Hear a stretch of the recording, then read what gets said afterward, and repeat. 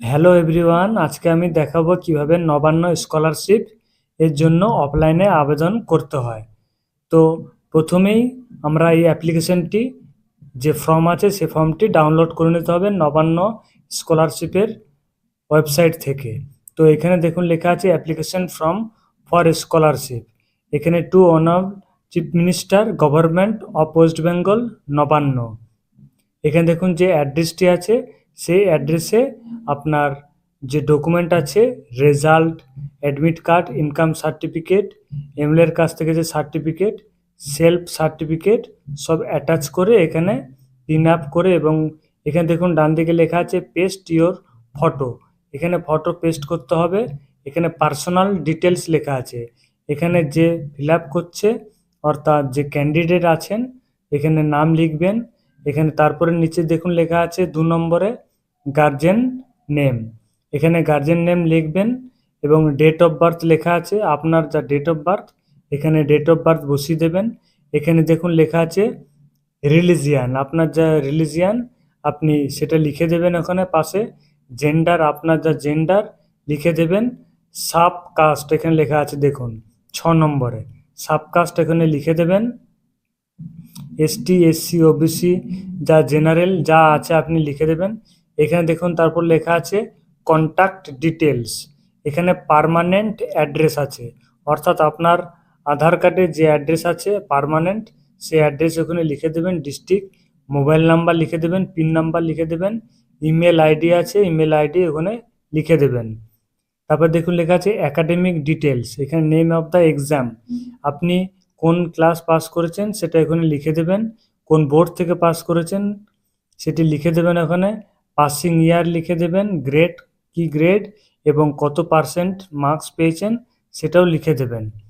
এখানে নিচে দেখুন লেখা আছে কারেন্ট কোর্স ডিটেলস, অর্থাৎ বর্তমানে আপনি কি করছেন, কোন কোর্সের মধ্যে আপনি অন্তর্ভুক্ত, মানে কোন কোর্স রানিং করছেন।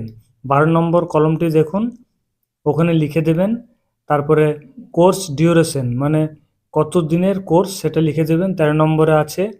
14 নম্বর আছে দেখুন সিজন আছে, আপনার 24-25 হবে সিজন এখন যদি কেউ অ্যাপ্লিকেশন করে থাকে। 15 নম্বরে দেখুন নেম অফ দ্য ইনস্টিটিউশন, অর্থাৎ কোন ইনস্টিটিউশন আপনার, কোন ইনস্টিটিউশন সেটা এখন লিখে দেবেন।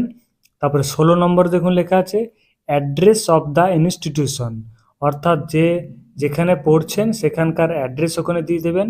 তারপর নিচে দেখুন লেখা আছে ব্যাংক ডিটেলস 17 নম্বরে, ওখানে ব্যাংকের নেম, আপনার যা ব্যাংকের নেম আছে অ্যাকাউন্ট আছে সেই অ্যাকাউন্ট ওখানে ব্যাংকের নেমটা লিখে দেবেন।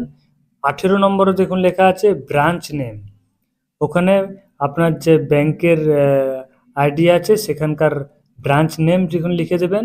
তারপর 19 নম্বরে দেখুন লেখা আছে অ্যাকাউন্ট নাম্বার, ওখানে অ্যাকাউন্ট নাম্বার দিয়ে দেবেন।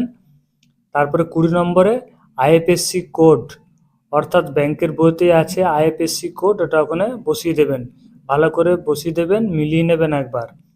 তারপরে নিচে দেখুন লেখা আছে প্লেস এবং ডেট, প্লেসের জায়গায় আপনার যা জায়গা সেখানে প্লেস লিখে দেবেন। এবং ডান দিকে দেখুন লেখা আছে সিগনেচার অফ দ্য অ্যাপ্লিক্যান্ট, এখানে সিগনেচার অফ দ্য অ্যাপ্লিক্যান্টের জায়গায় আপনার সিগনেচার দিয়ে দেবেন। এবং বাঁ দিকে দেখুন লেখা আছে প্লেসের নিচে ডেট, ওখানে আপনার যেদিন আপনি বাই পোস্ট দেবেন সেদিনকার ওখানে ডেট ওখানে দিয়ে দেবেন। এখানে দেখুন সেলফ ডিক্লারেশন একটা ফর্ম আছে, এই ফর্মটি ডাউনলোড করে নিতে হবে এবং ফিল আপ করতে হবে। আই অ্যাম যে ফিল আপ করছে তার নাম হবে, এবং এখানে দেখুন আপনি যদি ছেলে হন তাহলে এখানে সন লিখবেন, মেয়ে হলে এখানে ডটার, ঠিক আছে। তারপরে এখানে যে ব্ল্যাঙ্ক জায়গাটি আছে সেখানে বাবার নাম লিখবেন।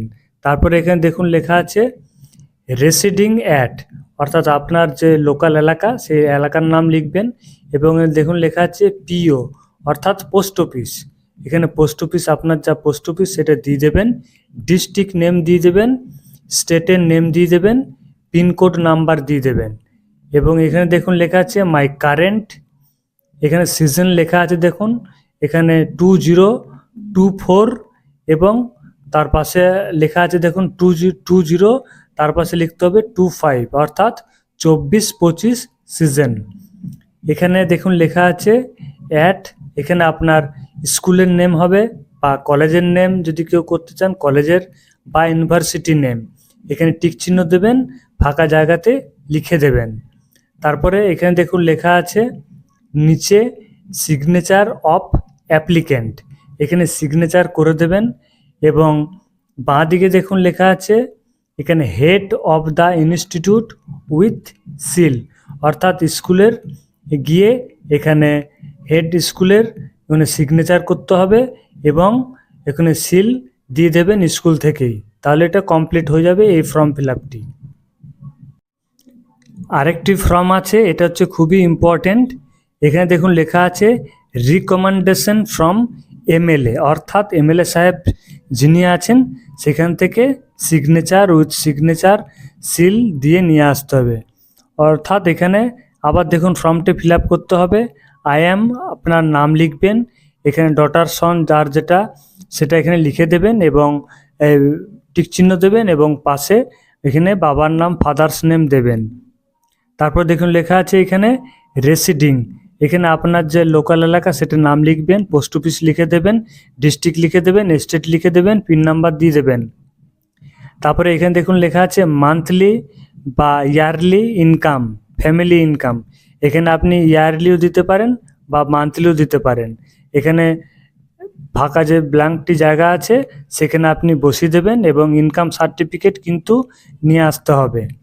এখানে দেখুন লেখা আছে সিগনেচার অফ অ্যাপ্লিক্যান্ট, এখানে যে অ্যাপ্লাই করছে সেখানে সিগনেচার করে দেবে। এবং এখানে দেখুন লেখা আছে counter sign by the MLA with seal, অর্থাৎ এখানে এমএলএ সাহেবের কাছ থেকে সিগনেচার এবং সিল দিয়ে নিয়ে আসতে হবে।